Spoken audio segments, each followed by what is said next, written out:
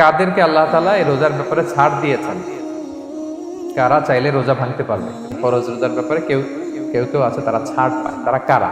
থেকে প্রথম হচ্ছে শিশুরা, আসিবিয়ান, শিশুদের উপর রোজা ফরজ না, হ্যাঁ, যতক্ষণ না তারা ম্যাচিউরড হয়। 3 নাম্বার হচ্ছে মারিদ, আপনি যদি খুব অসুস্থ হন তাহলে আপনি রোজা ভাঙতে পারবেন, যেটা আমরা ওই যে ইন্ট্রোডাক্টরি ডিসকাশনে বলেছি যে অসুস্থ হলে আপনি রোজা ভাঙতে পারবেন। 4 নম্বরে হচ্ছে মুসাফির, ট্রাভেলার, যদি আপনি লম্বা সফর করেন আপনি রোজা ভাঙতে পারবেন। এটার ন্যূনতম সীমা হচ্ছে 48 মাইল।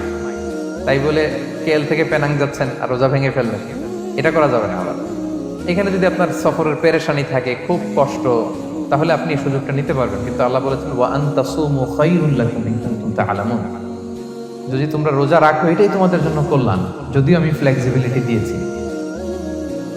তো রাসূল সাল্লাল্লাহু আলাইহি ওয়াসাল্লামের সময় দেখা যেত যে মক্কা থেকে মদিনা, মদিনা থেকে তায়েফ যেতে প্রচন্ড গরমের মধ্যে ওনারা উট দিয়ে মরুভূমির উপর দিয়ে যেত। ওই পরিস্থিতি কিন্তু আমাদের নেই। কিন্তু যদি আপনার লম্বা সফর হয়, লেটস সে আপনি কেএল থেকে নিউ ইয়র্কে ফ্লাই করছেন, সফরের অনেক পেরেশানি, অনেক সময় হয়তো খেতে পারছেন না, আপনি চাইলে এই ফ্লেক্সিবিলিটি নিতে পারবেন। তো অসুস্থতা আর সফরে থাকলে আপনি রোজা ভাঙতে পারবেন, তবে ফাইদ্দাতুম মিন আইয়ামিন উখার, অন্য সময় এটা গুনে গুনে রাখতে হবে। 5টা যদি ভাঙা যায় পরে 5টা কাজা করবেন। পয়েন্টটা কি সবার কাছে ক্লিয়ার?